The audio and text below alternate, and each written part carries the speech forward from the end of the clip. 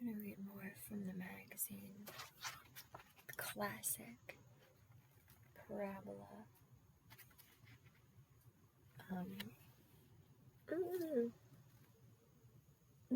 Repetition and Renewal. Magazine of Myth and Tradition.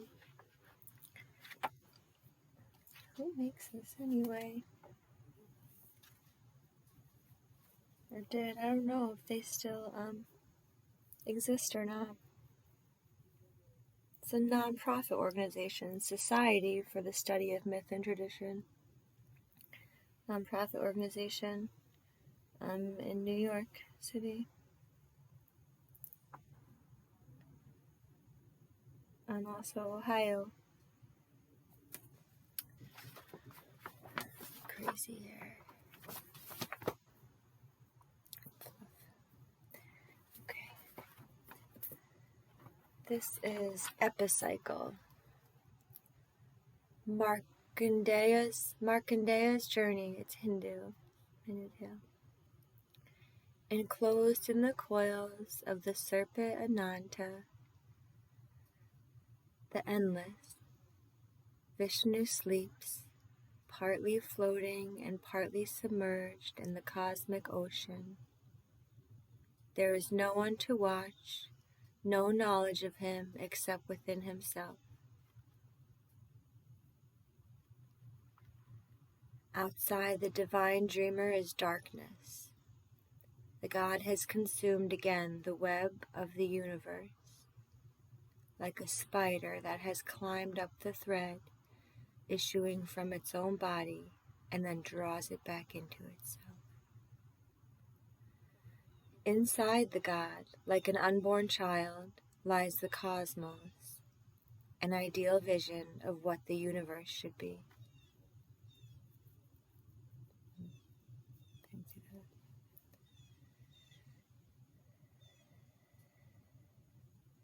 Markandeya, a pilgrim, wandered throughout the world inside the body of the God. He visited holy places where he stopped to worship. Although many thousands of years old, he possessed unaging strength and an alert mind. Vishnu slept, Vishnu's the God, mouth open, breathing deeply with the rich sonority in the immense silence of the night of Brahma. Brahma's another God.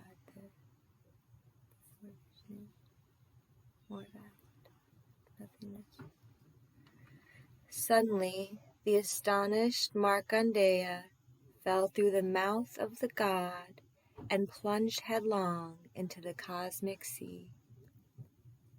At first bewildered, gradually he became aware of the utterly dark ocean stretching far into the all-embracing starless night. Seized by despair, he failed at first to see the body of Vishnu. Splashing about in the dark water, he began to doubt. Is this a dream? Am I under the spell of illusion? At last he became aware of the sleeping God, and he was filled with amazement and joy. The enormous shape broke from the waters like a mountain range and glowed with a wonderful inner light. As Markandeya swam closer and was about to ask the sleeper's identity, the giant seized him up and swallowed him. Again, Markandeya found himself in the familiar, harmonious world of Vishnu's dream, but now totally confused. Which world was real? The dark, formless ocean outside, or the comfortable illusion within? It must have been a vision or a dream, he thought to himself, and he resumed his wandering. He wandered as before over the wide earth, observing yogis practicing austerities and Brahmins officiating a sacrificial rituals for another 100 years. Then the unimaginable happened. Again he slipped from the sleeper's mouth and tumbled into the pitch-black sea. This time, in the darkness and water desert of silence, he saw a luminous babe, a godlike boy asleep under a fig tree. Then, under the spell of Maya, illusion, he saw the god in the guise of the divine child at play, apparently oblivious of the vast ocean. His eyes could not stand the dazzling splendor of the child, so he kept at a distance.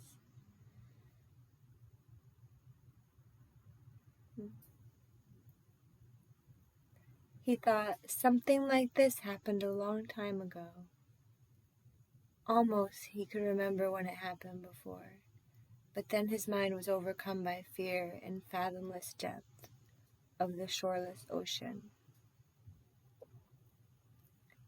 Just then, the child called gently to him. "Welcome, Markandeya. Do not be afraid, my child. Do not fear. Come hither." Markandeya was shocked and offended by the boy's common use of his name.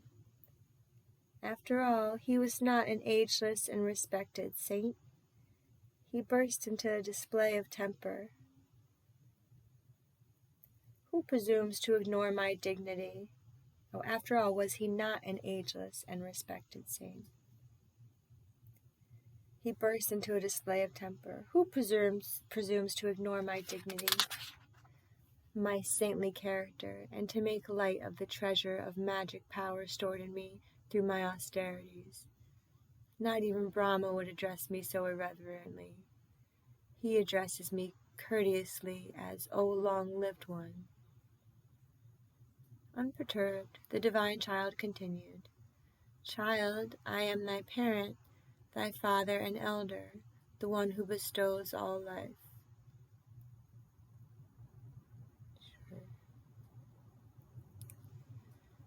"Why do you not come to me? Your father practiced severe austerities to beget a son. Pleased with his efforts, I granted him a gift, and he requested that you should never grow old. You stem from his secret care of existence. That is why you are now able to see me playing here as a child on the primal, all-containing cosmic waters." In humble surrender, Markandeya asked, "Let me know the secret of your Maya, Lord of the universe. By what name are you known?" Vishnu replied, "I am the primordial cosmic man, Narayana. He is the waters, the first being, the source of the universe. I have 1,000 heads. I am the cycle of the year which generates everything and again dissolves it. I am the cosmic juggler, the magician who works wonderful illusions. I am the creator, and at the same time, I am the whirlpool. I put an end to everything that exists. My name is Death of the universe." The deep booming voice of the child continued, instruction rolling from his lips as a beautiful song. "I am the holy order. I am the glowing fervor of ascetic endeavor.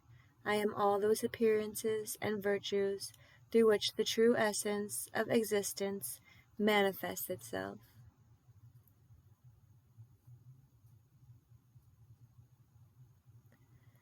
I am the Lord, creator, and generator of all being.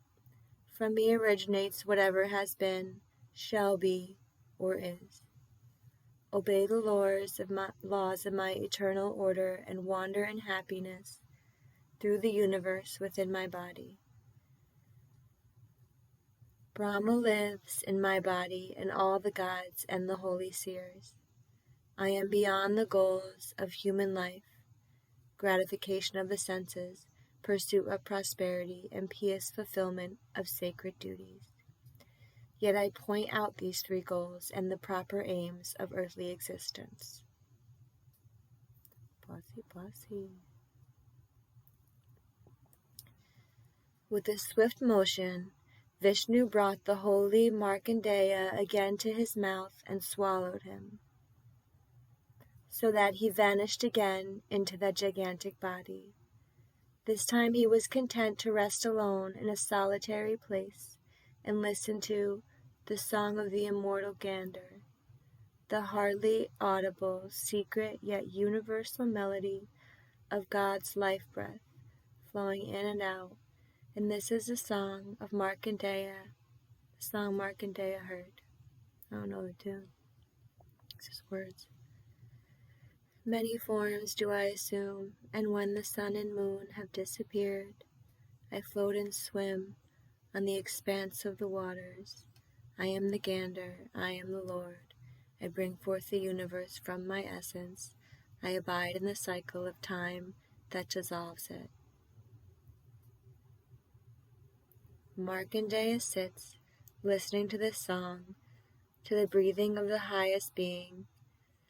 The sound is the sound of the Gander singing Ham Sa, but at the same time, Sa Ham. Sa means this, Ham means I. This am I, enclosed in the coils of the endless serpent Ananta. Vishnu sleeps, partly floating and partly submerged in the cosmic ocean. There is no one to watch, no knowledge of him except within himself.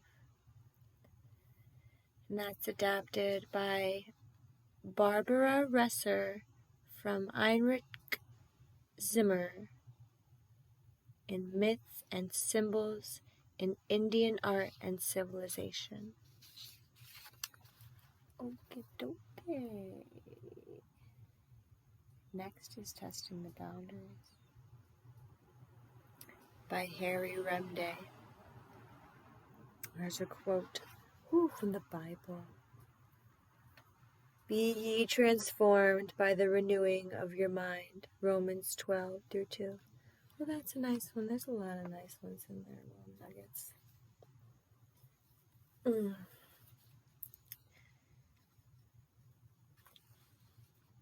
Testing the boundaries. I will be as brief as I can. On this difficult subject, it is better to listen than to talk very much. Renewal in a craft produces a boundary. Repetition tests the boundary by adjusting it to the needs of the craft. In doing so, it shapes the piece. I'm not a craft person.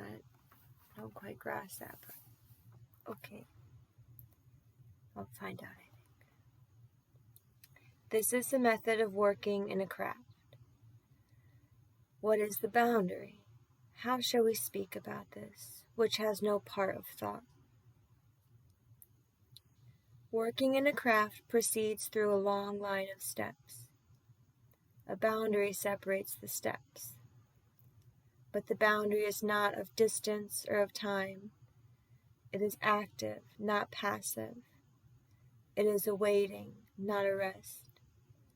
The boundary contains the meaning of the craft. It links the craftsman with his work. The question is difficult because the experiencing of a boundary is both an inner and an outer process. The boundary must appear inside the craftsman before he can make use of it at his bench. His sensing of it comes from his body. It borrows from the body's strength. The shape of the boundary has the force of emotion. His feeling will know what is necessary for his work.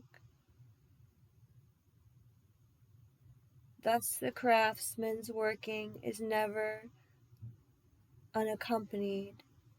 Each step is a result of an inner event. There will be no wasting. The correspondence will be nearly exact. Nearly. Whoever will read the movement will know the event. These processes of renewal and repetition are far from being mechanical. They are among the most intentional forces of nature. I didn't know nature was intentional. Where's my head, my good thinking in all of this? It will set a direction, specify a task. What my feeling and my sensing tell it, it will remember and write down. Well, I don't do that when I need to. But it cannot view the movement so directly as they. It will observe the others, it will guard their task. Each movement in the craft has its own duration. It must begin and end in its proper time. My body knows this very well. The boundary will not form in any old way. The craftsman prepares for the movement in the way he lets go of the past. If the boundary is firm, the work goes forward. If the boundary is weak, the work is blurred. There is a sureness in the steps when they are truly taken. The purpose of each step is fitted to the instant. Whatever the step, it will always be some form of trusting and knowing, a letting go, and a starting again. It's kind of all over the place.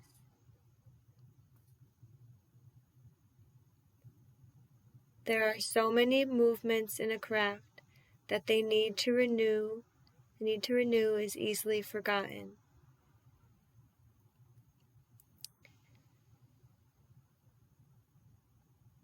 Then the craftsman's energy dwindles, the next time syndrome. But the need within him will rise again. It is faithful beyond measure, yet it cannot be demanded, for it is free of demand. Occasionally, when I work on a piece, I wish I knew what he did.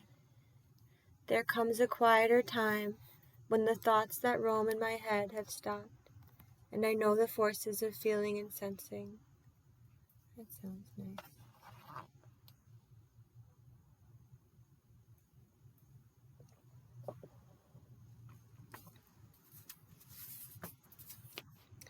I watch them shape the piece. Unlike my questioning head, they do not doubt. They are never afraid. Now I am building the chairs for a dining room table. The wood is a fine mahogany. There are 14 chairs. 12 will be alike, the other 2 will be larger, for the king and queen of the house. The chairs must relate to the table through the same single harmony. For this we have chosen the harmony between the leaves of a plant and its flower. Just as when building the table I waited for renewals, so do I now with the chairs. Each renewal is familiar, a very real recognition. I have only to yield up my earnest independence, my belief in my soul self, in order to open it to it. What we usually call new is variety. Seldom do we experience newness. The craftsman works near the edge of what he can know and do. He is very careful about this. He stays close to the place of boundary of his abilities, limits of his ability. So far. Renewal, I discover, is one form of love. It affects both what it leaves and what it touches. It is enough and nothing more. Renewal teaches us all that we can know about the craft. The boundary cannot exist without us. We will accept it by being alert. Only in that way. It's the only way to be alert.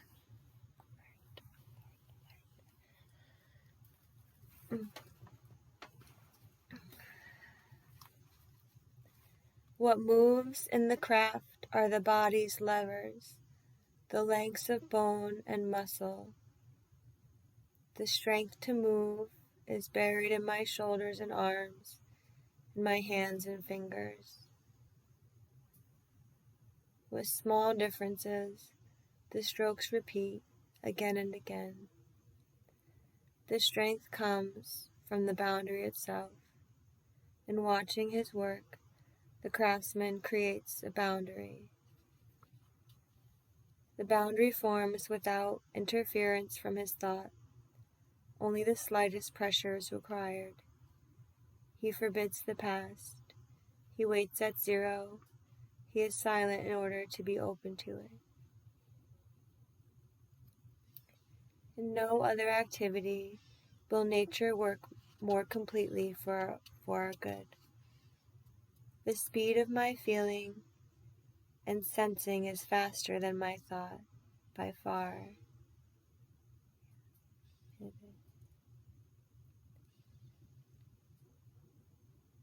They speak in almost a single voice, with a sound that by now is well known to me. When I hear them speak thus, I am sure. What are some other boundaries? Perhaps Blake's boundary line. That's the poem, I guess. The subjunctive verbs of Emily Dickinson. Keats' peak in Darien, or a branch when it bends, that remembers straightness. The craft gives back to the craftsman what he has given to it. Here is the most extraordinary part of his work. With practice, the craftsman is able to accumulate for himself some of the energy of these steps. He begins to be able to see inside the work that he is doing, and moreover, the objects that are around him. He sees their parts. He sees them all together. He sees their sameness with his work. He opens to the commonness in things. They are the principles he works with. How faint yet clear they are. How straightforward and how few. The craft is showing him his own.